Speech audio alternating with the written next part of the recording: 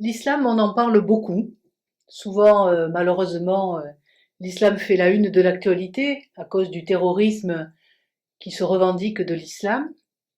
Mais au fond, qu'est-ce que c'est l'islam? Mais je crois que beaucoup d'entre nous ne savent pas bien ce que représente cette religion pour des millions de femmes et d'hommes dans le monde.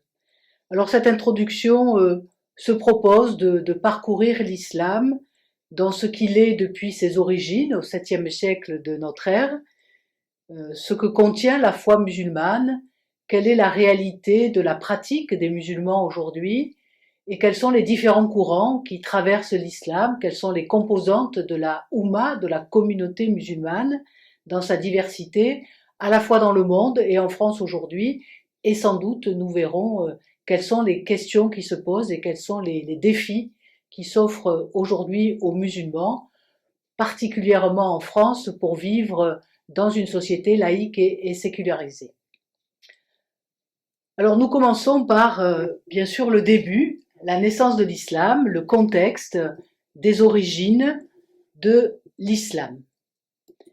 Islam, donc, naissance et histoire, avec, vous voyez, quelques calligraphies qui sont essentiellement des prières musulmanes, et avec cette image, cette photo du cœur de l'islam qui est la Kaaba à la Mecque. Nous y viendrons bientôt. Alors quel est le contexte des origines de l'islam? Il y a un contexte précis de la naissance de cette religion, un contexte d'abord géographique, l'Arabie occidentale, avec cette montagne du Hidjaz, je reviendrai là-dessus, un contexte historique bien sûr, les débuts du 7e siècle de notre ère, un contexte politique avec deux grands empires qui convoitent cette péninsule arabique, qui est les restes de l'empire romain d'Orient, d'Occident et d'Orient surtout, et puis l'empire perse, l'empire sassanide, avec, on verra, d'autres États qui se disputent la région, mais des royaumes et puis des tribus qui vivent en Arabie. Un contexte socio-économique, nous verrons, avec les tribus, avec le commerce, avec des oasis telles que la Mecque ou ce qui deviendra Médine et qui, avant l'islam, s'appelle encore Yathrib. Et puis, bien sûr, un contexte religieux. Nous verrons le polythéisme, qui est ce que pratiquent les Arabes avant l'arrivée de l'islam, avec les influences monothéistes, juives et chrétiennes en particulier. Alors l'islam apparaît donc au début du 7e siècle de notre ère, en Arabie centrale. On peut déjà baliser l'histoire de la naissance de l'islam avec 4 dates charnières. 610, qui est la date de la révélation.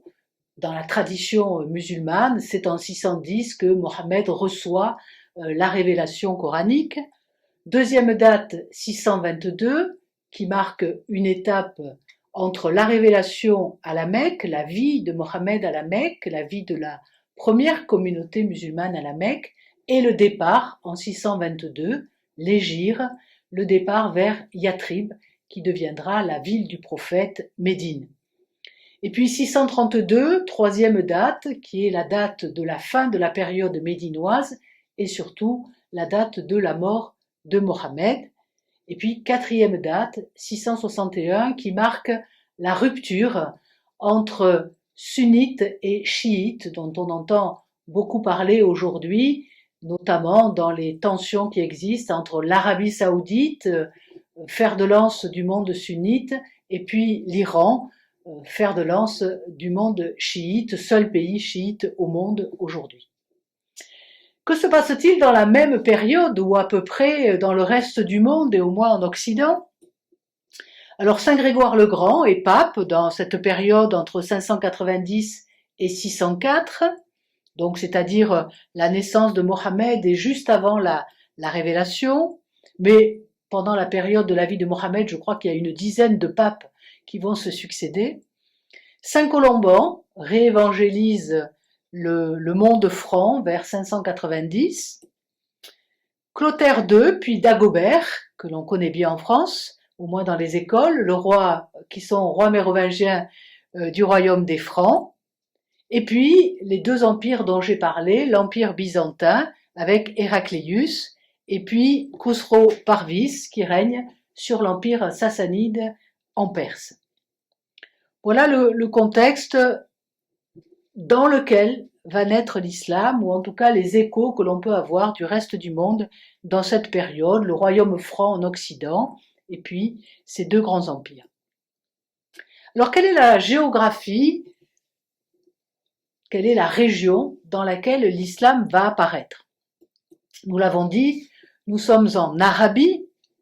En Arabie, cette péninsule qui est un vaste rectangle de plus de 3 millions de kilomètres carrés, qui est circonscrite au nord par un ensemble de territoires qu'on appelle le croissant fertile, voilà, formé de la Mésopotamie, de la Syrie, de la Palestine, et puis des zones désertiques qui l'abordent. À l'est et au sud, le golfe Persique, l'océan Indien, et puis à l'ouest, la mer Rouge. Voilà, on voit que l'Arabie est une zone carrefour, nous y reviendrons, entre l'Afrique et l'Asie, et s'ouvre plus au nord par ce croissant fertile vers la Méditerranée. Et donc nous verrons que c'est une zone d'échange.